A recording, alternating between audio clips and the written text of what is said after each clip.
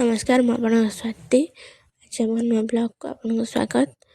ତ ଆଜି ଆମର ଥିଲା ଅଣ୍ଡା ଚପ୍, ସେଥିପାଇଁ ଅଣ୍ଡା ଆଳୁ ସିଝା ହେଇଯାଇଛି, ଏବେ କଢ଼ା ହେଉଛି। ତ ଏବେ ଗୋଟେ କିନା କଢ଼ା ସାରିଲା ପରେ ଦେଖିବା କ'ଣ ହେଉଛି। ଅଣ୍ଡା ଫାଇନାଲି ସବୁ କଢ଼ା ସାରିଛି। ଏବେ ଆଳୁ ମସଲା ପାଇଁ ଯେଉଁ ପଡ଼ିଥିଲା ସିଝା ହେବା ପାଇଁ, ତ ମସଲା ହେବା ପାଇଁ ମସଲା ହେବ ଆଳୁ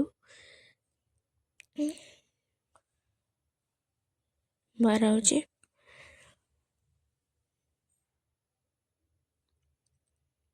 ଦେଖିବା ଫାଇନାଲି ସବୁ ଆଳୁ ବି ବାହାରି ହେଇଗଲା। ଏବେ ଥଣ୍ଡା ପାଣି ପକାଇକି ଥଣ୍ଡା କରିବାର ଅଛି। ଥଣ୍ଡା କରିଲା ପରେ ଯାଇକି ଛଡ଼ା ହେବ। ଏଇ ଥଣ୍ଡା ପାଣି ଗୋଟେ ମମ୍ମି ପକାଇ ଦେଲେଣି ଥଣ୍ଡା ହେବା ପାଇଁ।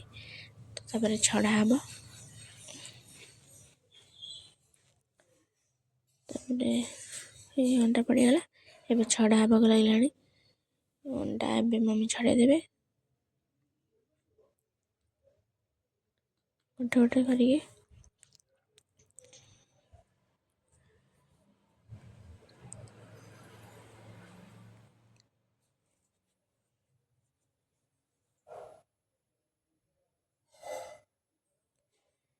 ତାପରେ ଆଳୁ ଏବେ ଗୋଟେ କିନା ଛଡ଼ା ହେଉଛି। ତା ପାଇଁ ସାହାଯ୍ୟକାରୀ ପାଇଁ ସମୟ ଗଲାଣି।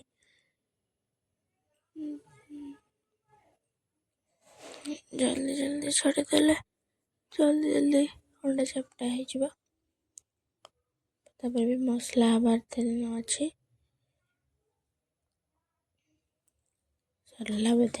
ସରିଲା ଆଳୁ ଛଡ଼ା। ତାପରେ ମସଲା ହେବ ପିଆଜ, ରସୁଣ, ଅଦା ଛେଚା ହେଇକି ମସଲା ହେବ।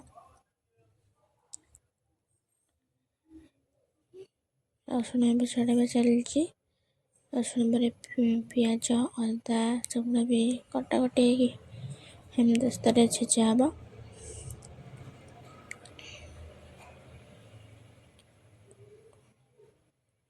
ତାପରେ ସରିଲା। ଆମର ତେଲ ବି ପଡ଼ିଗଲାଣି, ସୋରିଷ ତେଲ। ଆମର ପିଆଜ ଜରା ହେବ। ହେଇ ଜରା ହେଲାଣି। ପିଆଜ ହେଲାଣି, ମସଲା ଯେଉଁଗୁଡ଼ା ଛେଚା ବି ହେଇଥିଲା ସେଇଗୁଡ଼ା ବି ପଡ଼ିଛି। ତ ଲଙ୍କା ଗୁଣ୍ଡ, ଆମେ ଲଙ୍କା ତ ବେଶୀ ଖାଉନା କେହି, ତ ଛେଚାରେ ପକାଇ ନଥିଲା, ଏଇ ମସଲାରେ ପକା ହେଲା। ତାପରେ ଟମାଟୋ ଭଲସେ ମିକ୍ସ ହେଇସାରିଲା ପରେ ତାପରେ ଆଳୁ ପଡ଼ିବ।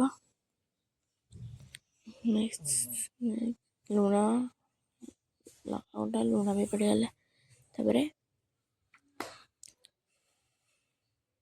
ତାପରେ ଆଳୁ ଭଲସେ ମିକ୍ସ ହେଇସାରିଲା ପରେ ଆଳୁ ବି ପଡ଼ିବ। ତାପରେ ଯାଇକି ମସଲା ହେଇଯିବ। ଏ ଆଳୁ ପଡ଼ିଗଲାଣି। ଭଲସେ ମିକ୍ସ ହେଇସାରିଲା ପରେ ମସଲା ହେଇଗଲା ପରେ ସେଠି ମିକ୍ସ ହେଇସାରିଲା ପରେ ତାପରେ ଯାଇକି ସେ ଅଣ୍ଡାର ସବୁ ସେପ୍ ଆସିଲି ନା, ଅଣ୍ଡାର ସେପ୍ ହେଇକି ଛଣା ହେବ, ଅଣ୍ଡା ଚପ୍ ହେବ। ତ ବାହାର ହେଇଗଲାଣି। ତାପରେ ଏଇ ସୌମ୍ୟ ଦେଖନ୍ତୁ କେମିତି ଅନେଇଛି, କାମ କରି ଧକିଗଲାଣି। ସେଥିପାଇଁ ସେ ଅଣ୍ଡା ସେପ୍ଟା କରୁଛି। ଦେଖନ୍ତୁ କରି କୋଉ ହସିଦେଲାଣି। ତାପରେ ଅଣ୍ଡା ଚପ୍ ଛଣା ମମ୍ମି ଛାଣିବେ। ତ ମମ୍ମି ଗୋଟେ କିନା ନେଇକି ପକାଇଲେଣି ତେଲ କଢ଼ାରେ। ତ ଆମର ବହୁତ ଭଲ ବି ହଉଥିଲା ଆମର ଅଣ୍ଡା ଚପ୍, ବହୁତ ଭଲ ଦେଖା ହଉଥିଲା। ତାପରେ ଦେଖିବେ ମୋ ପ୍ଲେଟ୍ଟା। ଆଉ କ'ଣ ଲାଇକ୍ କରୁନାହାନ୍ତି, ସେୟାର କରୁନାହାନ୍ତି।